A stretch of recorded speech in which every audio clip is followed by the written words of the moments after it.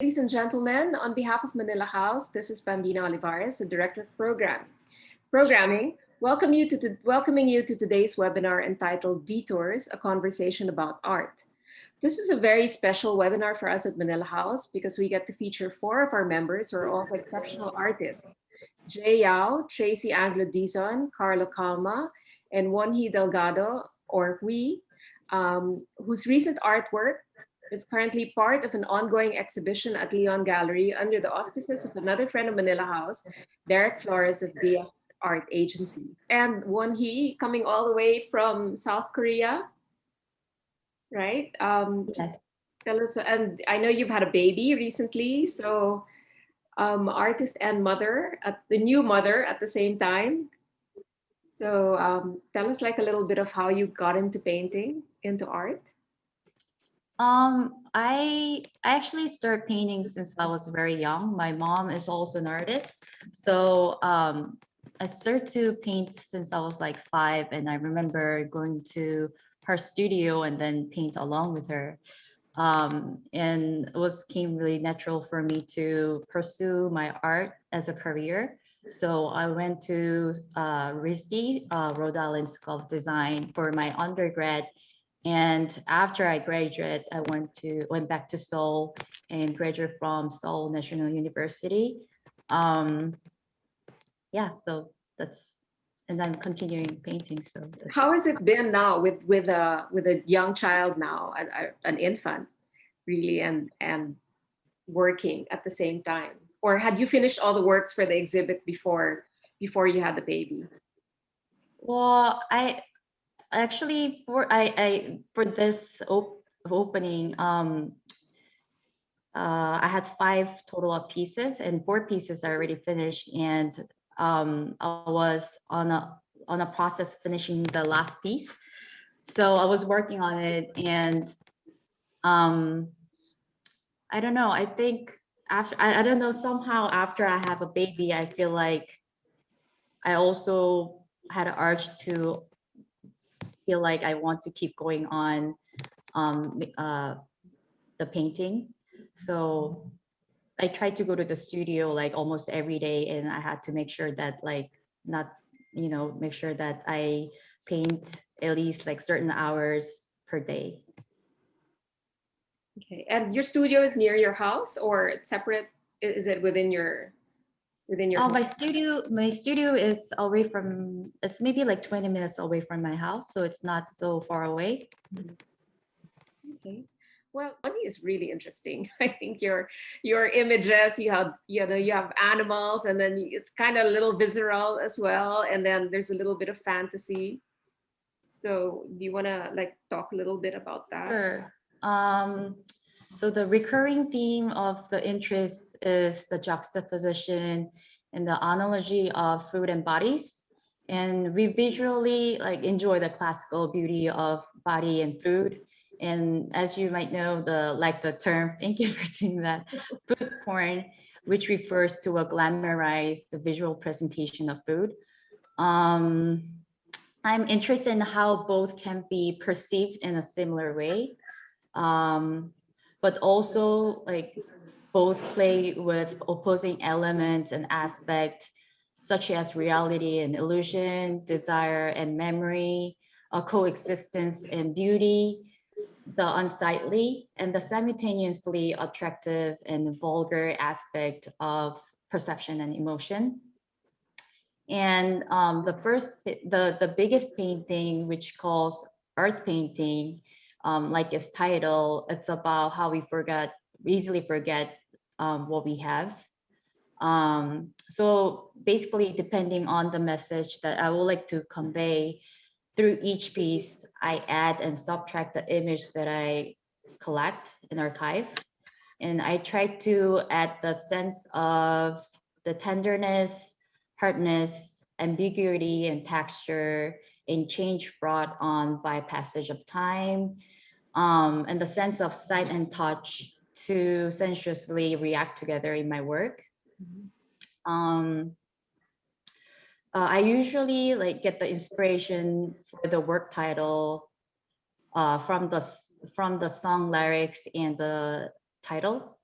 And for example, like for earth painting, it was derived from Michael Jackson's Earth Song. And for Juju Eyeballs, it was from the lyrics of the Beatles Come Together. And it means sorceress's eyes. Oh, okay. But and then the red, the red's very striking in your paintings. Right? There's that vibrant kind of splash of red. Mhm. Um, yeah, I like the color red. Like you said, red is very strong color and it does connote like various meaning. It could be something to do with like blood, you know, and or something to do with like red roses. So I think, you know, sometimes like I cannot exactly say why I use a certain color for, but then it just come naturally when you paint. And there was one painting. I think. Sorry, guys, but this is not very good. You Yeah, can't. that's the art painting that I mentioned earlier. And it's got. I remember I was speaking to your mother-in-law with Helen, and we were trying to figure out what this thing was. If it was it looked like a body organ, right? If it was a heart or a liver or Yeah. you know. So we couldn't quite tell. Yeah, can you reveal what it was? Oh, it actually was a chunk of steak. A chunk of steak. Okay. It was a chunk of steak, but then I sort of wanted to leave it not fully finished because I just thought that like I like how you say, oh, it sort of looks like meat or it looks like organs. I like the how viewers The think, ambiguity. yeah, the ambiguity and you know has a different perception just looking at the same thing. Yeah. But how did you Maybe one guys day. all come together for this particular show? Derek, Is Oh, Derek Derek, here? Derek Derek, won. yeah, I is know. Derek here? So he invited you all to yeah, get together Yeah. and come up with this. And how much time did you have to prepare for this? of the show. You had 2 weeks? Um, Wow. Yeah, wow, weeks. And Last year actually we Jay and I had a exhibition at the Assumption College. It was a fundraising art fair. So this is the second time I did the show with Jay. what was your first show together? Oh, Oh, I was I had, go ahead, Wonhee. Yeah. it Oh, was fundraising art fair at the Assumption Oh, that College. was the one. Okay, and this is the second one. Sorry. Um, this is from Doris. So just who's the chairman of Asia Society Philippines and Manila House.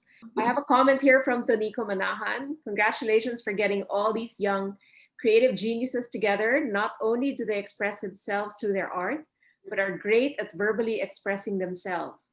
My question is, what's next for this group, or is this a one-time thing? Definitely. I like the fact that how everyone has a different background. So it's in terms of like using the different materials and you know methods, I think we can learn from each other. And you know, if I couldn't go to the opening as you know. So if I were there, like I'll probably would ask a lot of questions to you guys. And you know, I also would love to get the feedback from the like other people. So it would have been really nice. Right. This is the one. This is the one with the bears, Mhm. and there's meat. Right. There's meat again there. Meat and pink roses and polar bears, all different elements. So basically, like if I since I mentioned about like what you know my work in general, like the if I talk about the process of my work, I actually get a lot of images from shuffling through like art and design and fashion and the lifestyle and culinary, even like porn magazine and the books. So I tends to collect the ones that questions and connotes the expanded meaning other than what would be on the surface. Um, so those are the like all the images that I use in the painting is one of those collected images that I got from all those magazines and books. Is there any particular meaning for like the polar bears, or it looks When like I was eating actually, something like there. during that earth painting, I was in the phase of thinking a lot about like global warming and like how humans are like, you know, being harmful to the nature. So it's about like nature versus human, and yeah, the meaning is sort of something like that. Wonhee? I think because of the pandemic, I become more calm and was able to concentrate in doing my work. And I thought also being in the studio somehow was the safest place to be because you're naturally like away from the people.